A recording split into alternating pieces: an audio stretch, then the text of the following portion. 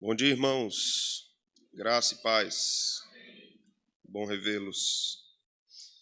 Vamos à Escritura, capítulo 5 do livro do Gênesis.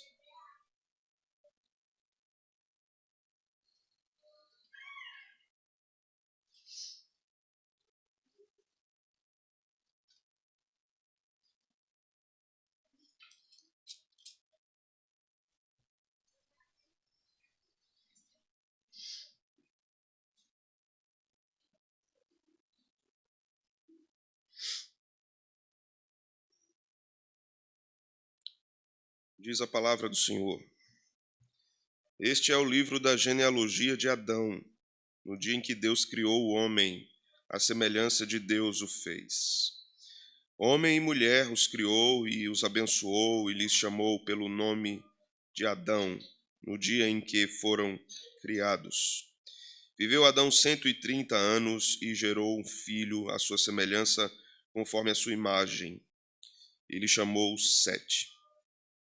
Depois que gerou a Sete, viveu Adão 800 anos e teve filhos e filhas. Os dias todos da vida de Adão foram 930 anos e morreu. Sete viveu 105 anos e gerou a Enos. Depois que gerou a Enos, viveu Sete 807 anos e teve filhos e filhas. Todos os dias de Sete foram 912 anos e morreu. Enos viveu 90 anos e gerou a Cainã. Depois que gerou a Cainã, viveu Enos 815 anos e teve filhos e filhas. Todos os dias de Enos foram 905 anos e morreu. Cainã viveu 70 anos e gerou a Maalalel. Depois que gerou a Maalalel, viveu Cainã 840 anos e teve filhos e filhas. Todos os dias de Cainã foram 910 anos e morreu. Maalalel viveu 65 anos e gerou a Jared. Depois que gerou a Jared, viveu Maalalel 830 anos e teve filhos e filhas. Todos os dias de Maalalel foram 895 anos e morreu. Jared viveu 162 anos e gerou a Enoque. Depois que gerou a Enoque, viveu Jared 800 anos e teve filhos e filhas. Todos os dias de Jared foram 962 anos e morreu. Enoque viveu 65 anos e gerou Metusalém.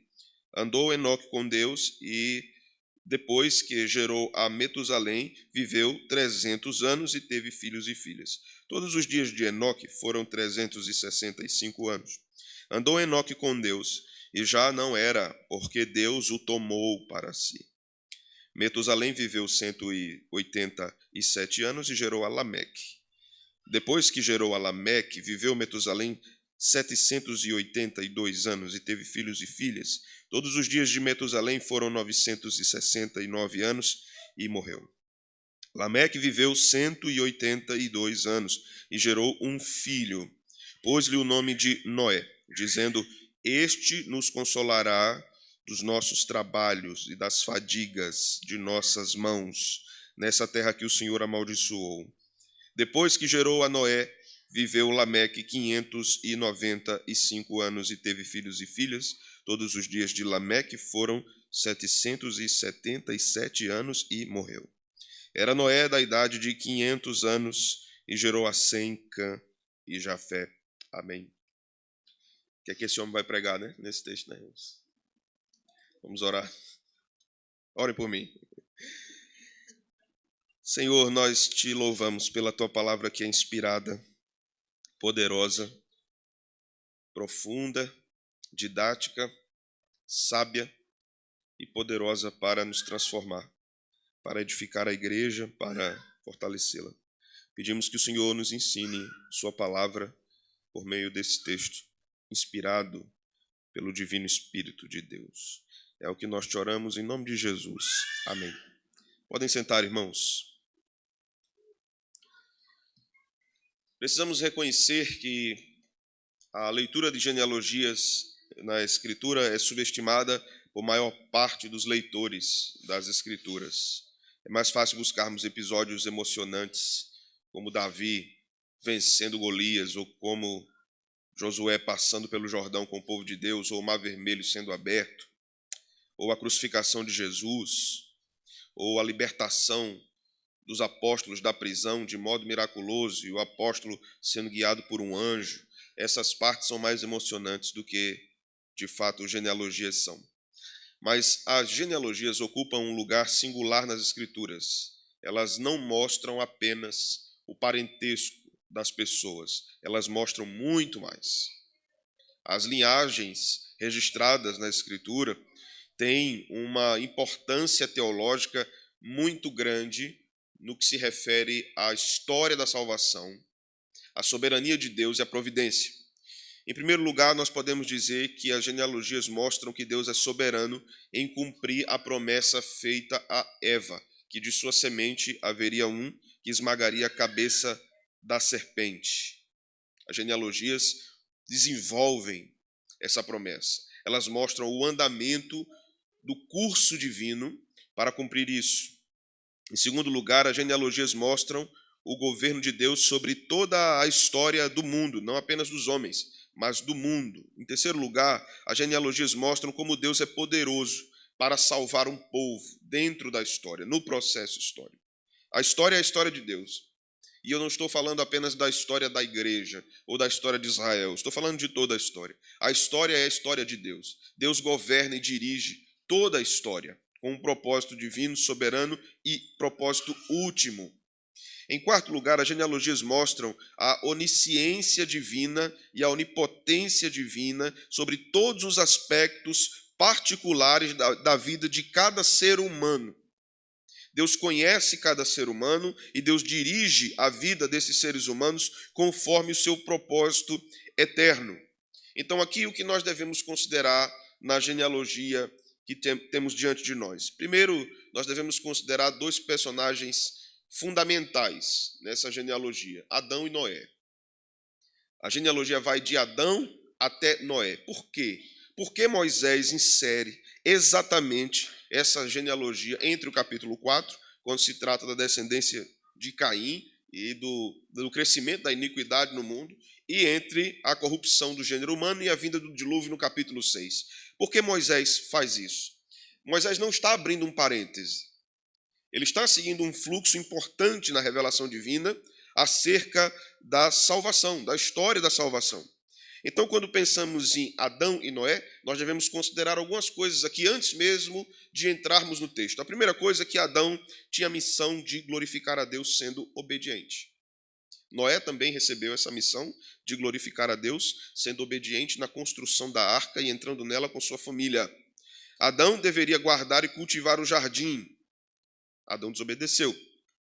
Noé tinha que proteger os animais, proteger sua família em obediência a Deus. Assim como Adão teve uma missão protetora, Noé também teve uma missão protetora da sua família e dos animais. Adão deveria procriar e encher a terra. Deus deu este mandamento a ele: cresça e se multiplique. Este mesmo mandamento foi dado a Noé quando ele sai da arca com sua família e dado aos seus filhos também: cresçam e multipliquem-se. Então parece que o texto bíblico está nos mostrando que Adão, ou que Noé, é um segundo Adão. Deus vai iniciar um novo Gênese, depois, uma nova Gênese do mundo, depois da queda de Adão e todas as consequências terríveis que o pecado trouxe ao mundo. Mas agora nós vamos olhar para o texto e vamos perceber algumas coisas aqui. Em primeiro lugar, a genealogia é um catálogo de gerações que vão apontar para nós a natureza pactual da promessa divina a Sete.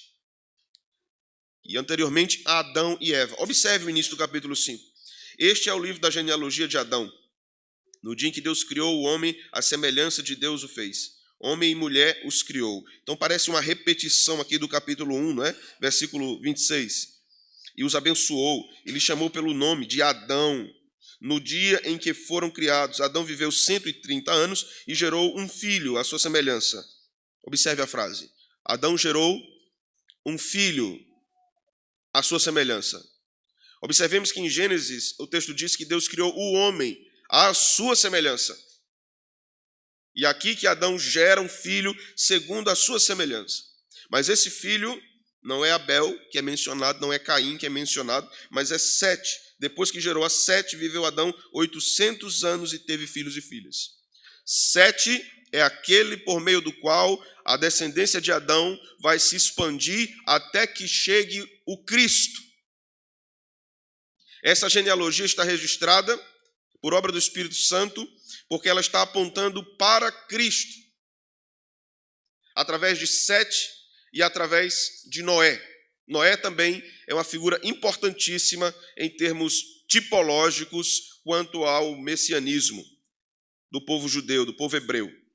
Todos os homens, então, a partir de Adão, foram julgados por Deus. Isso aqui é importantíssimo percebermos no texto, porque o texto vai dizer várias vezes, ou vai repetir várias vezes uma palavra. E morreu, e morreu, e morreu, e morreu, e morreu. O texto está mostrando aqui a condenação ao pecado. Qual é a condenação divina ao pecado? A morte. Todos os descendentes de Adão morreram, inclusive Sete morreu. Adão morreu.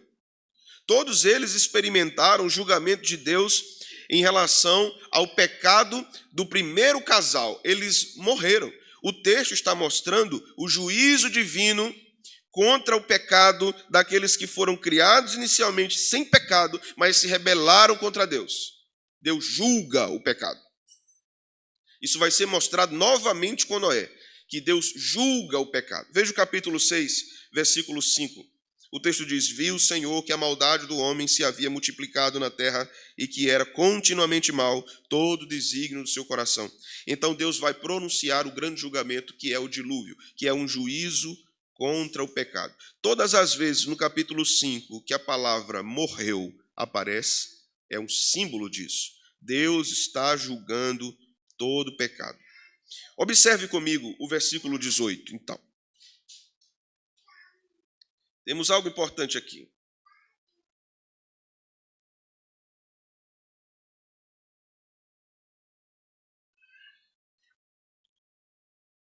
Jared viveu 162 anos e gerou a Enoque. Depois que gerou a Enoque, viveu Jared 800 anos e teve filhos e filhas.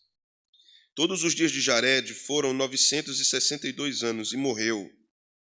Enoque viveu 65 anos e gerou a Metusalém.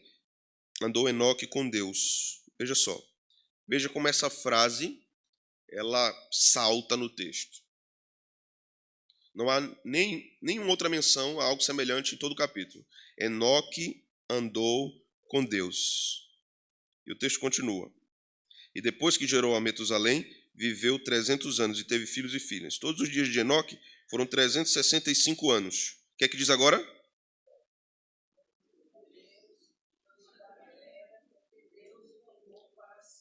Encontra aqui a palavra morreu. O que é que esse texto está nos ensinando? Que Deus vence a morte. Que Deus redime um povo. Que a morte é um juízo de Deus, mas que ela não é o resultado final do seu povo.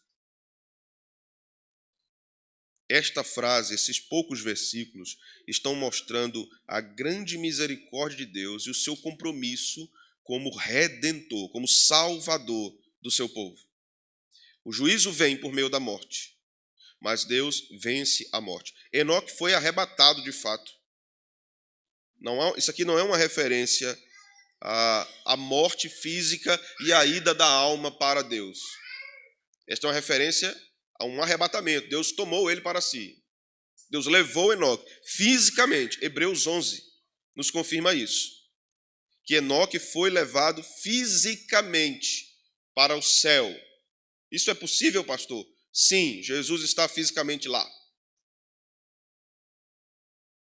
Certo, irmãos? Jesus está fisicamente lá. E Jesus precisa estar fisicamente lá. Porque as duas naturezas são a obra de reconciliação de Deus com a humanidade caída. A natureza humana de Cristo nos representa. Sua natureza divina representa toda a Trindade. Então, as duas naturezas juntas representam o que Deus trouxe para si a humanidade. As duas naturezas de Cristo, a união das duas naturezas de Cristo, são o contraponto daquilo que Deus disse a Adão, que ele deveria sair do jardim, e ali haveria uma espada, e ele não mais voltaria, ou seja, Adão estaria separado de Deus. Então, em Cristo, a natureza humana e divina estão juntas, a humanidade eleita, os eleitos de Deus, são unidos a Deus. E o corpo de Cristo, nas suas duas naturezas, demonstra isso. Enoque também aponta para Cristo. Assim como Enoque andou com Deus, Cristo foi fiel ao seu Pai em toda a sua trajetória. E Deus para si o tomou. Lembram da ascensão? A diferença é que Cristo morre, Enoque não morre. Mas Cristo morre por quê?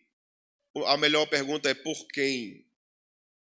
Cristo morre por nós, ressuscita e é levado ao céu. A Bíblia diz que Enoque andou com Deus. Isto fala, de fato, de uma vida de comunhão com Deus. Enoque era um homem piedoso que conheceu o Deus verdadeiro e tinha uma vida com esse Deus verdadeiro e foi levado por Deus para sempre.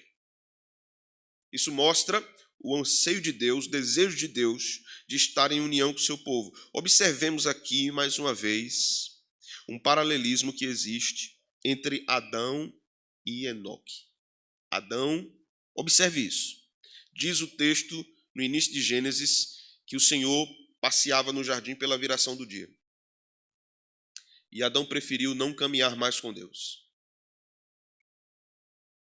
Adão e Eva ouviram a voz da serpente e interromperam a sua caminhada com Deus. Enoque anda com Deus. Adão, porque não caminhou com Deus, morreu. Enoque, porque caminhou com Deus, foi tomado por Deus para o próprio Deus. Será que tem muita coisa para a gente aprender nesse texto? O texto também vai nos ensinar algumas coisas aqui a título de aplicação. Veja só. Calvino nos diz que diante do juízo divino sobre o pecado, quando esta palavra aparece, eles morreram, morreu. O arrebatamento de Enoque expressa o amor divino pelo próprio Enoque. Deus amou aquele eleito, assim como ama os seus eleitos, a sua igreja. Mas mais do que isso, o registro do arrebatamento de Enoque é uma consolação para o povo de Deus, para o povo da aliança. Que a morte não nos vencerá absolutamente. Nem a morte, nem a vida, nem os anjos, nem os principados, nem as potestades, nem o presente, nem o porvir, nem nenhuma outra criatura pode nos separar do amor de Deus que está em Cristo Jesus. A tomada de Enoque para o próprio Deus é, de fato, um ensino divino de que nós estaremos com Ele e que a morte jamais nos vencerá. Nós não seremos derrotados pela morte. Como dizia John Owen, a morte morreu na morte de Cristo. O cristão não será vencido pela morte, ainda que a morte possa vir a nós e separar a nossa alma do nosso corpo temporariamente. A ressurreição futura e final nos aguarda, onde nós novamente estaremos unidos aos nossos corpos, corpos glorificados para sempre. A morte arrebata, leva todos os homens, mas ela não tem poder final sobre o povo de Deus. A morte arrebatou os outros, mas não arrebatou Enoque. Isso é um símbolo para nós. Nosso Deus é o Deus da vida. Aqueles que andam com Deus viverão, ressuscitarão. A morte jamais os vencerá. Aprendemos também que um padrão piedoso é salientado na vida de Enoque. Este servo de Deus que andou com ele, amou a Deus e obedeceu a Deus. Então aprendemos que ninguém anda com Deus de modo desobediente, como foi Adão. Como alguém pode se dizer servo de Deus se não anda com seu Deus? Lembremos que Deus andava no jardim, Deus passeava pelo jardim. Lembremos que Jesus caminhava com os seus discípulos.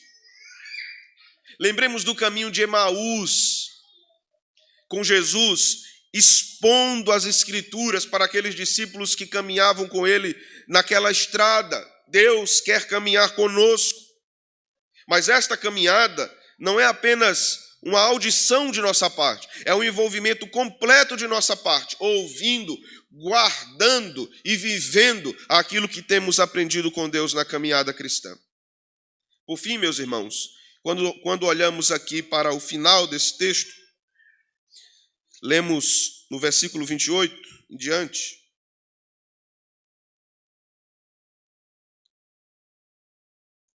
Lameque viveu 182 anos e gerou um filho.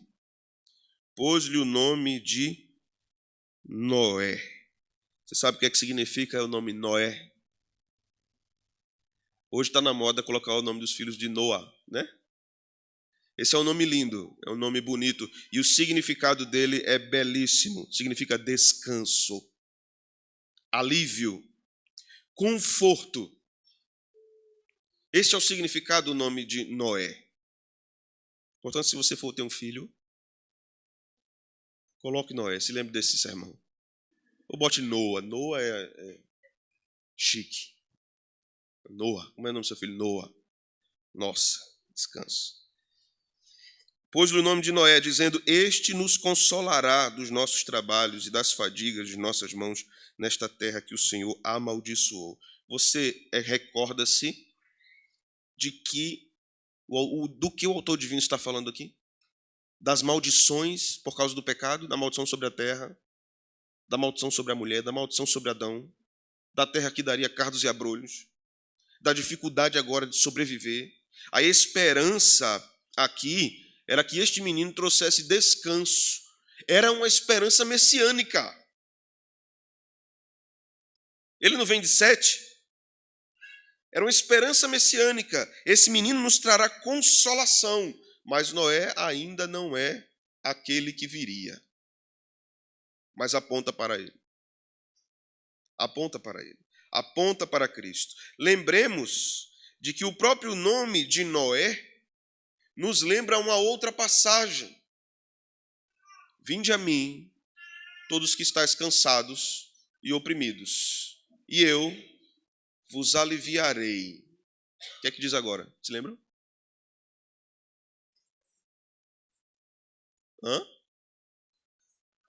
Descanso para as vossas almas.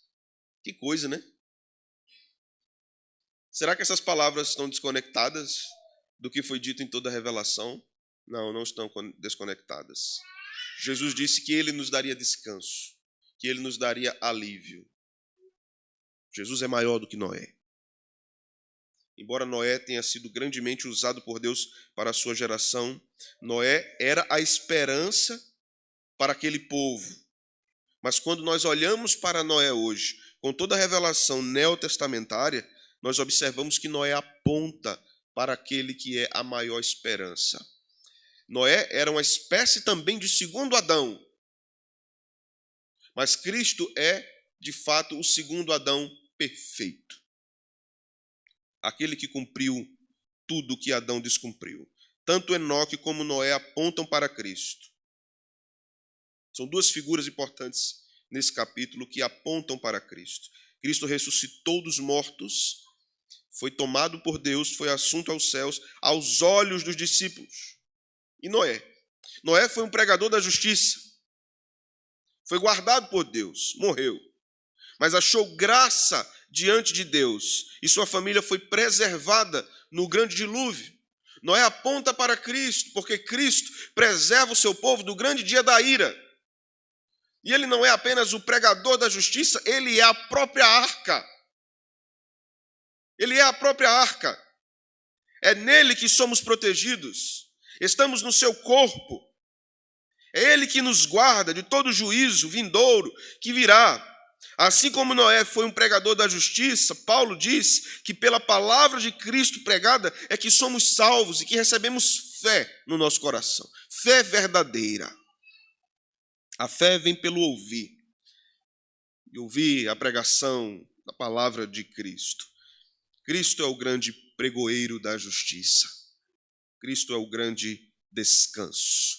Cristo é maior do que Noé. Cristo é o nosso Noé.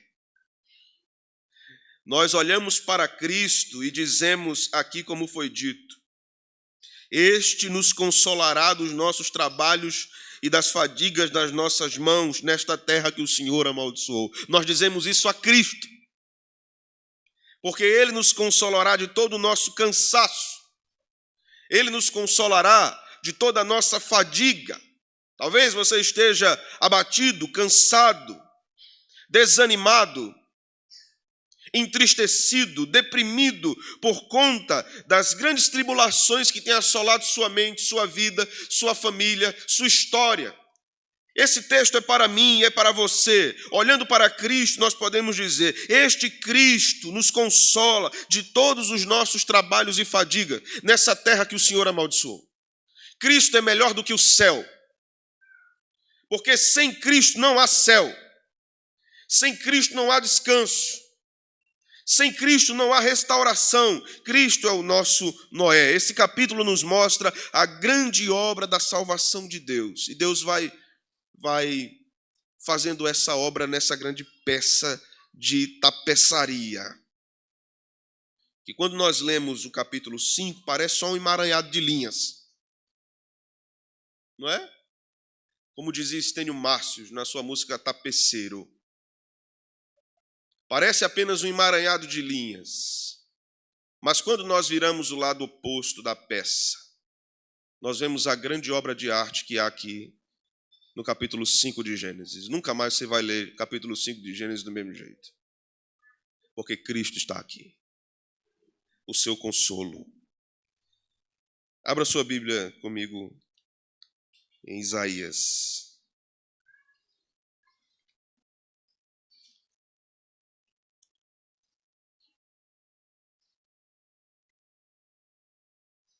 Capítulo 9,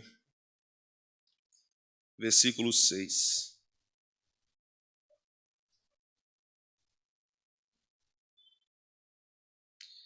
Versículo 6, versículo 7.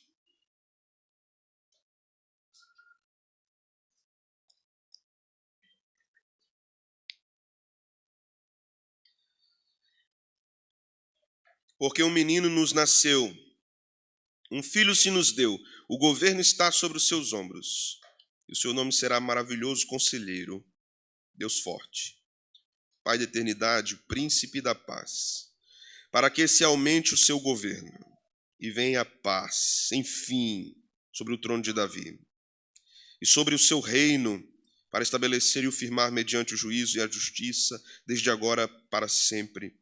O zelo do Senhor dos Exércitos fará isso. Cristo é a nossa consolação eterna. Nós estamos nos aproximando do Natal.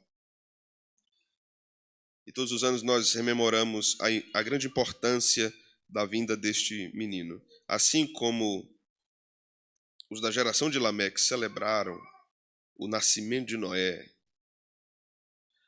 Simeão, Ana, Maria, José, os anjos, os magos, celebraram o nascimento de Jesus.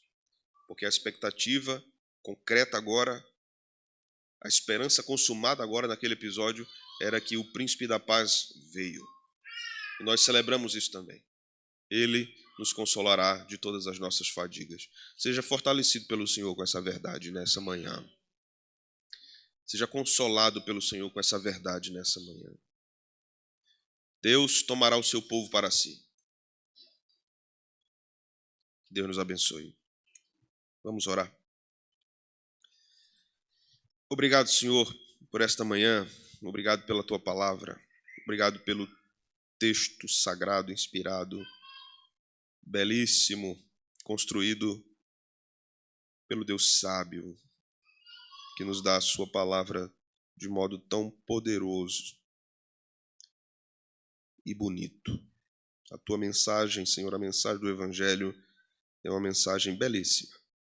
Não há nada mais belo do que o Evangelho da graça de Deus. Enche o nosso coração de consolação, Senhor, porque temos a maior riqueza que homens podem ter. Nós temos Cristo. Cristo em nós, a esperança da glória. Abençoa, Senhor, esta EBD, os professores, os alunos, que possamos aprender, que possamos crescer na graça e no conhecimento de Cristo, para a glória do Teu nome. No nome de Jesus. Amém. Amém. Pastor Pedro.